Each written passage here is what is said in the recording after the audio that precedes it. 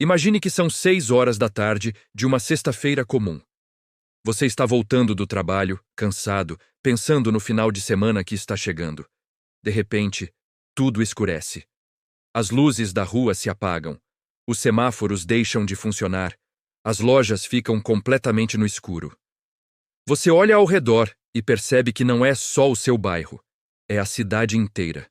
E então você pega o celular, ainda com bateria, mas sem sinal de internet. As torres caíram junto com a energia. Você pensa que é temporário, que em algumas horas volta. Mas não volta. E o que começa como um simples apagão se transforma em 72 horas que vão expor todas as fragilidades de um país que depende completamente da eletricidade para absolutamente tudo. Vamos falar sobre isso de forma real, sem exageros de filme apocalíptico, mas também sem subestimar o caos que pode acontecer. Porque se você acha que o Brasil aguenta 3 dias sem energia, você precisa conhecer melhor a infraestrutura do nosso país. E mais importante ainda, você precisa saber o que fazer quando isso acontecer, porque não é questão de se, mas de quando. Já aconteceu antes e vai acontecer de novo. Em 2009, todo o país ficou sem energia por algumas horas no apagão nacional. Em 2021, o Amapá ficou 21 dias sem luz.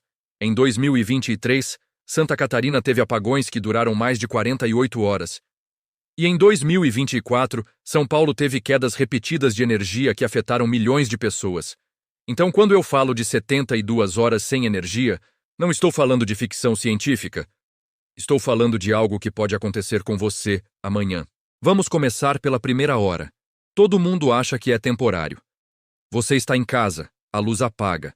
Você vai até a janela e vê que é tudo. Os vizinhos estão nas sacadas também. Todo mundo com a mesma cara de confusão. Alguns pegam o celular e tentam entender o que aconteceu. Mas as informações são desencontradas. Alguns dizem que foi um transformador que explodiu, outros falam de uma falha na usina, tem gente dizendo que foi um ataque cibernético. Ninguém sabe ao certo. O que todo mundo sabe é que está sem luz. Você olha para a geladeira e pensa, bom, não devo abrir muito senão estraga tudo. Olha para o celular, 78% de bateria, e pensa, tenho que economizar porque não sei quando volta. Você desce as escadas porque o elevador não funciona. Se você mora num prédio alto, já começa a sentir o primeiro incômodo. Pessoas idosas, pessoas com problemas de mobilidade, crianças pequenas, todo mundo tendo que descer e subir escadas. E tem gente presa no elevador. Os bombeiros vão demorar horas para chegar porque o trânsito está caótico. Sem semáforos, sem câmeras de monitoramento, é o caos nas ruas. Acidentes acontecendo a cada minuto. E aqui está a primeira coisa que você precisa entender sobre um apagão prolongado. O efeito cascata. A energia cai, e junto com ela, cai tudo que depende dela. Internet, telefonia, sistemas de pagamento, semáforos, bombeamento de água em prédios altos, câmeras de segurança. Tudo ao mesmo tempo. Agora vamos para as primeiras 6 horas. O pânico ainda não instalou de verdade, mas a preocupação está crescendo. As pessoas começam a ir para os supermercados. Não porque estão desesperadas, mas porque querem garantir algumas coisas caso demore. Água mineral some das prateleiras em menos de 2 horas. Pilhas e lanternas também. Velas, fósforos, isqueiros, tudo esgota rapidamente. E aqui começa um problema sério. Os supermercados não conseguem processar pagamentos com cartão porque o sistema está fora do ar. Só dinheiro. Mas a maioria das pessoas não anda com dinheiro em espécie. Então, você tem filas enormes de pessoas tentando comprar coisas, mas sem conseguir pagar. Alguns supermercados fecham as portas porque não conseguem operar. Outros continuam vendendo, mas apenas para quem tem dinheiro vivo. E quem não tem? Vai para casa de mãos vazias. Os postos de gasolina também entram em colapso. Sem energia, as bombas não funcionam. Os que têm geradores conseguem vender, mas cobram o triplo do preço normal porque sabem que a demanda é gigante. Filas de carros se formam, algumas com quilômetros de extensão. E tem briga. Tem gente furando fila, tem discussão, tem confusão. A polícia tenta controlar, mas eles mesmos estão sobrecarregados. E aí você começa a perceber que em apenas 6 horas, a cidade já está completamente diferente. O verniz da civilização é muito fino.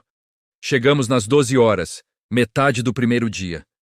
A noite caiu e a cidade está completamente escura. Quem nunca viu uma cidade grande completamente no escuro não consegue imaginar como é assustador. Parece um buraco negro. Sem luzes de rua, sem letreiros de lojas, sem faróis de carros circulando porque a gasolina já está escassa. Apenas o silêncio e a escuridão. E com a escuridão vem a violência. Assaltos explodem. Arrombamentos de lojas, invasões de residências, roubos de carros. A polícia não dá conta. Eles não têm efetivo suficiente, não têm comunicação adequada, porque o sistema também depende de energia. E estão lidando com milhares de ocorrências simultâneas. Você está em casa, com as portas e janelas trancadas, ouvindo barulhos na rua e sem saber se é seguro ou não. Seu celular agora está com 40% de bateria. Você desligou os dados móveis para economizar, mas mesmo assim está caindo rápido. E você começa a se perguntar: e se isso durar mais tempo? E se não for só hoje? A água da caixa d'água do prédio ainda tem, mas você sabe que quando acabar, não tem como encher de novo porque a bomba precisa de energia. Então você começa a economizar água. Banhos rápidos, descarga apenas quando necessário, nada de lavar louça. Você abre a geladeira uma última vez e vê que já está morna. A comida vai estragar. Carne, laticínios, tudo que é perecível vai para o lixo nas próximas horas. Você come o que pode enquanto ainda está razoavelmente conservado e torce para que amanhã a energia volte. Mas não volta. 24 horas se passaram e nada de energia. Agora a situação é grave. As pessoas acordam no segundo dia sem energia e percebem que isso não é mais um inconveniente temporário. É uma crise real. A água começa a faltar em prédios altos porque sem energia não há como bombear. As pessoas começam a descer com baldes e garrafas para pegar água em torneiras de andares mais baixos ou na rua. Hospitais estão operando apenas com geradores e priorizando apenas emergências extremas. Cirurgias eletivas foram canceladas, consultas suspensas, só UTI e emergência funcionando. E mesmo assim com dificuldades porque o diesel dos geradores está acabando e não conseguem reabastecer porque os postos também estão sem energia. Medicamentos que precisam de refrigeração, como insulina, estão estragando. Pessoas diabéticas, pessoas com doenças crônicas que dependem de medicação refrigerada estão entrando em pânico. Bancos de sangue sem refrigeração adequada, vacinas sendo perdidas, é um desastre na área de saúde. E o pior, o sistema de comunicação está quase totalmente fora do ar. Sem informação, boatos se espalham. Tem gente dizendo que é um ataque terrorista, outros falam que o governo escondeu um colapso maior, tem teoria da conspiração de tudo quanto é tipo, e sem forma de verificar, as pessoas acreditam em qualquer coisa. O medo se espalha mais rápido que qualquer vírus. Agora vamos para as 48 horas, segundo dia completo. A cidade está irreconhecível. Lojas foram saqueadas durante a noite. Supermercados, farmácias, lojas de eletrônicos, tudo foi invadido. E não é só por criminosos profissionais, não. São pessoas comuns desesperadas. Famílias que não têm comida em casa, que não conseguiram comprar porque o dinheiro acabou ou porque as lojas fecharam. O instinto de sobrevivência fala mais alto que a moralidade. Você vê pessoas que eram vizinhos pacíficos, agora carregando sacos de arroz e feijão que pegaram em lojas destruídas.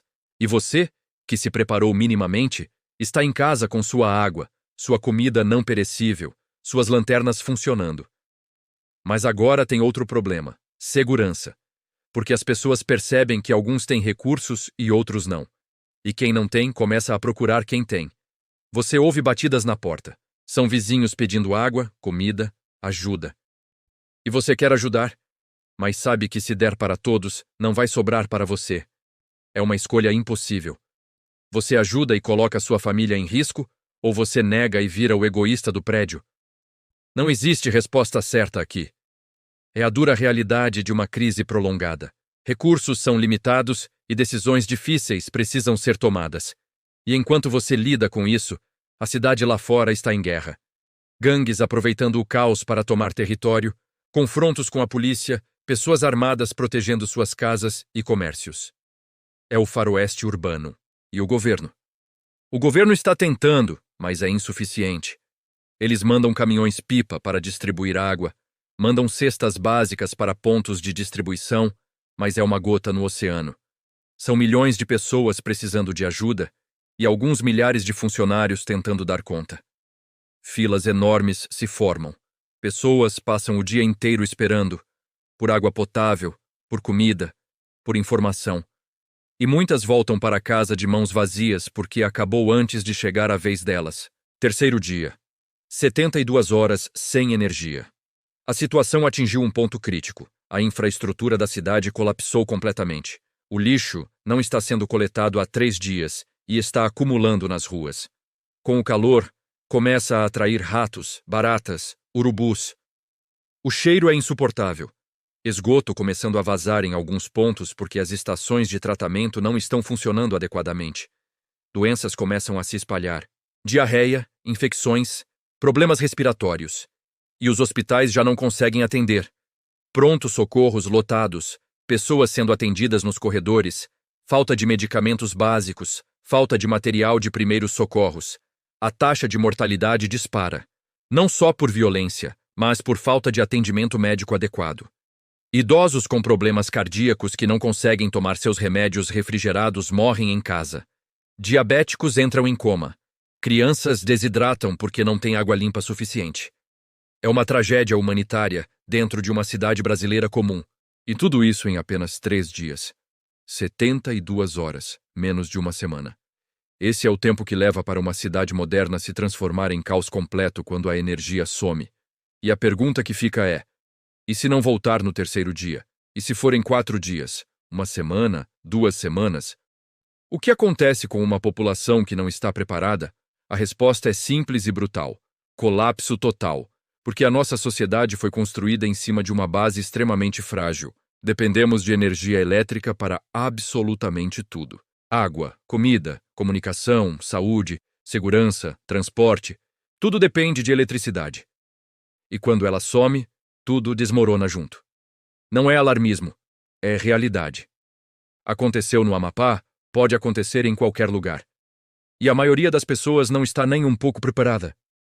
9 em cada 10 famílias brasileiras não têm um plano de emergência.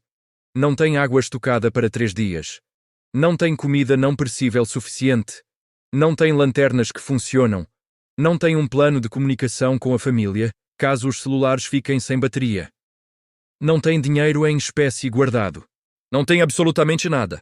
E quando a crise chega, essas pessoas viram estatísticas. Viram números de mortes, números de pessoas desabrigadas, números de pessoas que dependem de doações do governo. Você não quer ser uma estatística. Você quer ser alguém que estava preparado e conseguiu proteger sua família. Então o que você faz? Como se preparar para 72 horas sem energia? Primeiro, água. É a prioridade número 1. Você precisa de no mínimo 3 litros de água por pessoa por dia. Isso dá 9 litros por pessoa para 3 dias. Uma família de 4 pessoas precisa de 36 litros. Água mineral, galões, o que for. Estoque em um lugar fresco e escuro.